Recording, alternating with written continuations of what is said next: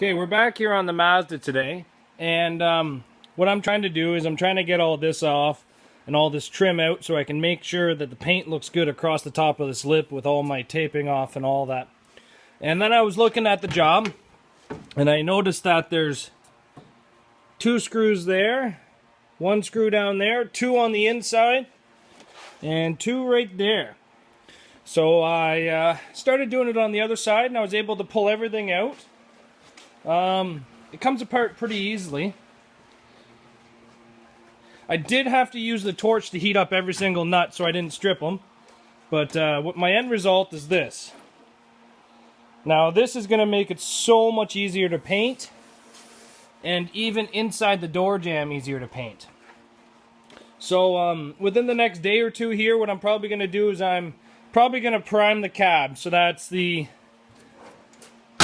cab, the doors, the fender, maybe the hood, but the hood is in the box, so maybe I'll do that by itself. The cowl, the pillars, and the actual back half.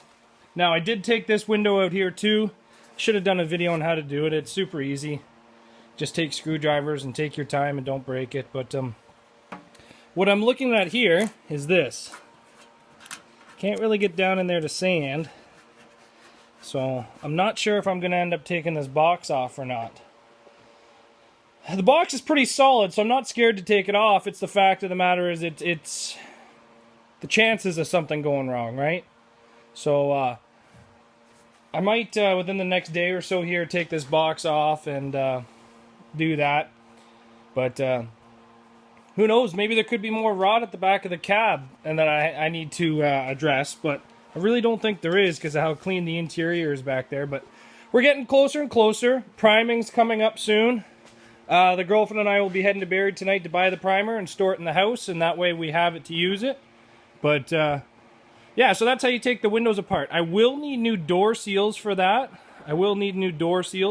So, I'll be keeping my eyes open for that. It looks like there's just some household trim inside there to keep the wind out. But who knows? I'll try to find something. So we got the box off. I did have to use the torch to cut maybe, I think it was 2 of the bolts that held it down, but all the other ones undid. One did snap. They were 20 mil on the top and 16 mil on the bottom, so it was a very weird bolt. It actually's got a massive shank in it. But what we're going to do is we're going to sand all this today. We're going to sand all that today, and hopefully we can get the primer and get this all primed up today. But I was thinking about it, and I have a buddy that does rhino lining. And for a reasonable price, I don't know if it's reasonable, I haven't talked to him yet, but I would like to think for a reasonable price, he could rhino line from here up, on the outside of the box, all the way around. And when it comes to the back here, get him to go right across on a 45 down to here. And then get them to go up all the way across. And then do the inside, obviously. But for me to do that, I'll have to get this box a little bit farther. I'd like to get it primed before I send it to him. So maybe I should switch my attention from the cab to the box to try to get this box done and out of here. To lift the box, I did it very, very sketchy, which I wasn't really wanting to do, but I did it. I got these little 1/4-inch nylon ropes and wrapped around these little toe points. And it actually came up pretty good. I couldn't really see any other way to do it. There's no tie downs inside the box. So that's all I did. Both sides.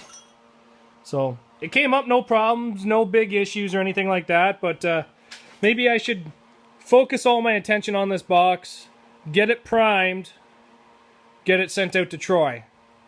So we'll see how this goes. Alright, so there's a next update. Another thing that I'm thinking of, maybe I can get some of your guys' input on, is this big rear bumper. I personally like it. It is giant. It's behemoth. It doesn't even look like it belongs there. But technically, I do not need it because the license plate can be bolted to this. So here's my question. Should I leave the giant, ugly bumper that is factory equipped or use that? Either one I may do, but I'm just not sure as of yet. So, yeah, let me know. Take care. I forgot to say this on one of my earlier videos, but the same is on the passenger door as the driver door. This truck was built in 1974. It was on the road when I bought it in 2011 or 12. But look at this. These have never been off. That means that, like, it's ripping. So you're telling me in, what, 40 years? And it's not like this truck wasn't driven. This truck was driven quite a bit. That they've never even had to maintain the doors. Like, you don't see stuff like this anymore. Like they've never had to take anything apart. They've never had to lube any of this. The windows have never fallen out of their tracks. This is build quality. And this, like, they don't make vehicles like this anymore, and it's a shame because this thing is so old. Like, it's 70s, and it's an import, so people think they're even junk back then. But this thing is in great shape. And they were built to last back then. Like, I've seen 2000 Mazda pickups, which is technically a Ford Ranger these days, and they are rotted out worse than this, have less kilometers, less time in it, and they run worse than this. So, like, I know that these things do rot out and stuff like that, but God, they build things so much better in the olden days.